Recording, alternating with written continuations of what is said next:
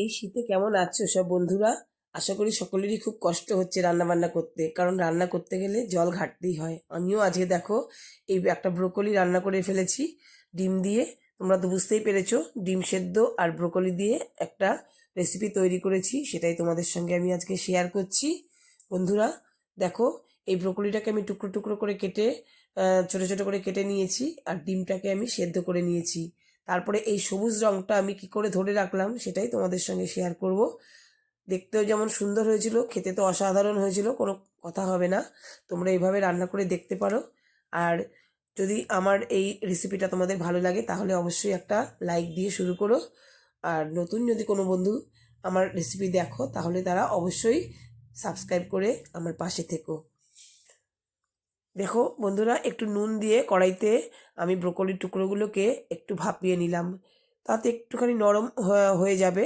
আর খুব বেশি ভাপাবো না, কারণ আমি একটু সবুজ ভাবটা রাখতে চাইছি। আর এবার কড়াইতে একটু ডুমো ডুমো করে আলু কেটে রেখেছিলাম, সেই আলুটাকে একটু ভেজে নেব।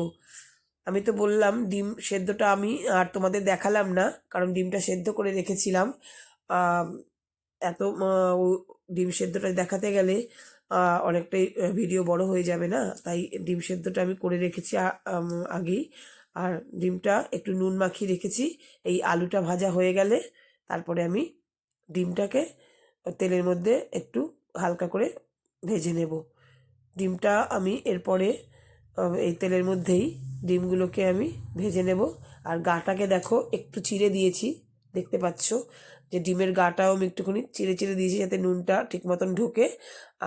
একটু নুন মাখিয়ে রেখেছিলাম ডিমেও। আমি হলুদ বা লঙ্কার গুঁড়ো কিছুই মেশাইনি, যাতে একটু সাদা আর সবুজ ভাবটা বজায় থাকে, সেই জন্যই রেসিপিটা সেভাবে আমি তৈরি করছি, খুব একটা আমি হলুদও দেবো না। এবার ডিমটা আমার ভাজা হয়ে গেছে দেখো, ডিমটা তুলে নেব এবার। এর থেকে বেশি ভাজবো না। এবার এই ওই তেলের মধ্যেই আমার সব রান্না হয়ে যাবে। এবার আমি গোটা গরম মশলা আর একটা শুকনো লঙ্কা তেলের মধ্যে একটু ফোড়ন দিলাম। দেওয়ার পরে একটু হাফ চামচ সাদা জিরে দিয়ে দিলাম।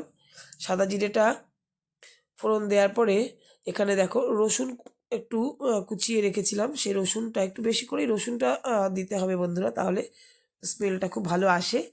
রসুনটা একটু নাড়াচাড়া করে আমি দুটো পেঁয়াজ বাটা এর মধ্যে আমি মিশিয়ে দেব।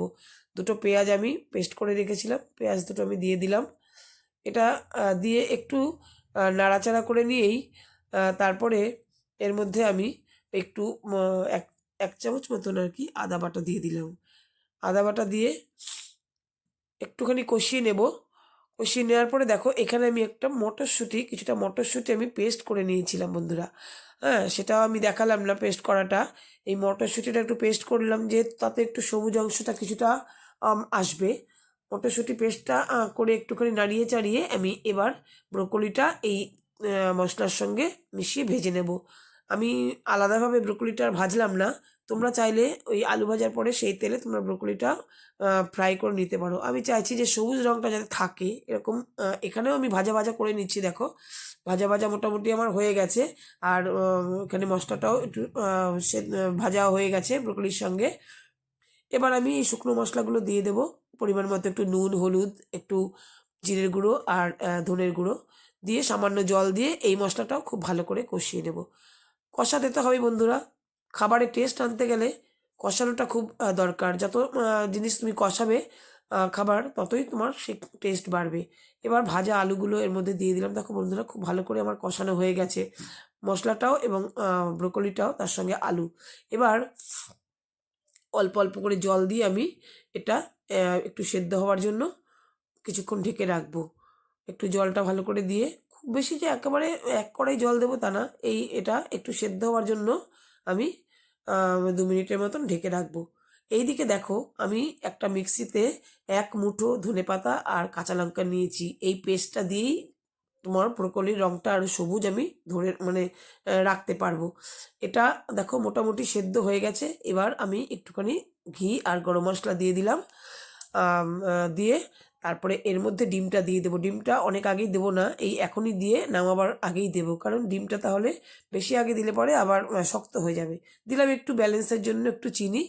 আর এরপরে দেখো ডিমগুলো দিয়ে আমি ওই ধনেপাতা আর কাঁচা লঙ্কা পেস্টটা দিয়ে দেবো।